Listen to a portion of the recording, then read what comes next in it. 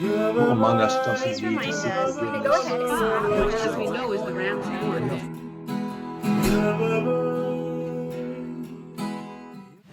My grandfather of blessed memory was fond of telling the following joke. There once was a patron of the Metropolitan Opera who, after years of generous support, was rewarded with an incredible gift: the opportunity to have one line at the opening of an opera that season. They gave him the line many months in advance. The line was, "Hark, was that the canon?" And he practiced for months in front of the mirror. Hark, was that the canon? Hark, was that the canon? He wanted to get it exactly right for his big moment on stage.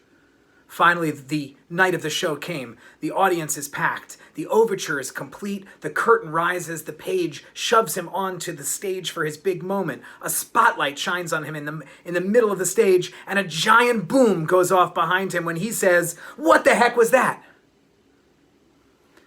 I always thought this joke was very similar to the moment we find ourselves in right now as a Jewish community. That is, the moment where we anticipate the shofar blowing. In fact, it's usually like this. We're in shul together, we rush up the kids to the front, everyone ready for that moment, especially when the first day is Shabbat and we feel like we don't get the chance to hear the shofar. We all gather around, we point, and we tell our kids, get ready. In a moment, the Ba'alat Tikiyah is going to say her bracha, and she's going to lead the community in shofar blowing. And there it is, and after an introduction from the rabbi, the Ba'alat Tikiyah grabs her shofar, intones the bracha, takes a deep breath, and we hear those first notes of the shofar. The problem is, it's not exactly the way that it's supposed to be.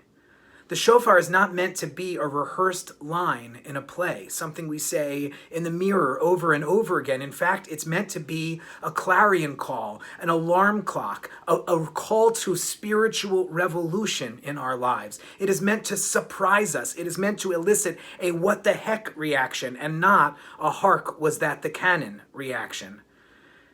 This year feels different in so many ways.